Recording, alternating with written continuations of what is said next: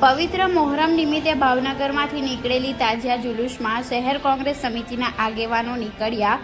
કરબલાના શહીદોને પુષ્પાંજલિ પાઠવી અને શ્રદ્ધાંજલિ આપી.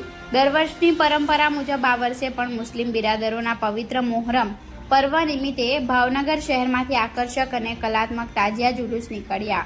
આ પ્રસંગે ભાવનગર શહેર કોંગ્રેસ સમિતિના પ્રમુખ હિતેશભાઈ વ્યાસ, તાજિયા કમિટીના ઉપપ્રમુખ રજાકભાઈ કુરેશીના, માઇનોરિટીના ચેરમેન ઇકબાલ આરબ તથા પૂર્વ નગર સેવક કાળુભાઈ બેલીમ, સબીર ખલાણી, હુસેન સરવૈયા, એડવોકેટ સિરાજ નાથાણી, અનવર ખાન પઠાણ, કોંગ્રેસના મહિલા આગેવાન મુમતાઝબેન શેખ, એસી સેલના ચેરમેન વિપુલભાઈ ખુમાણ, ગીતાબેન પરમાર, સુરેશભાઈ બારૈયા, પ્રકાશભાઈ બોસમિયા, ગોપાલભાઈ ભડિયાદરા, ઇમરાનભાઈ બોસ, ગોહિલ મહેન્દ્રસિંહ, કોંગ્રેસના આગેવાનોએ તાજિયાના દીદાર કરી પુષ્પાંજલિ કરી કરબલાના શહીદોને શ્રદ્ધાંજલિ પાઠવી અને શોક વ્યક્ત કર્યો હતો.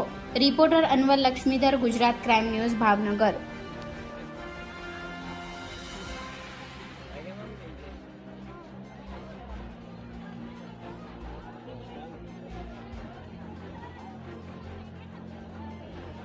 Gracias.